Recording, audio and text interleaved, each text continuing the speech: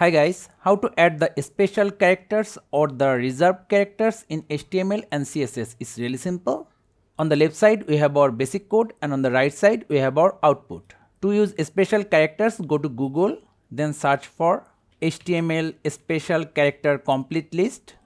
From here select this one, PSD to wp.net, go inside, then from here select the symbol you want. The easiest way to find the symbol, press Ctrl plus F, then search for the symbol, suppose EN. Now either we can use the entity name or entity number. Let's select both of them, copy, paste, save, reload. See, it's really that simple. Same goes for the all reserved characters. Save, reload. See, it's really that simple. So thank you guys for watching. Have a good day.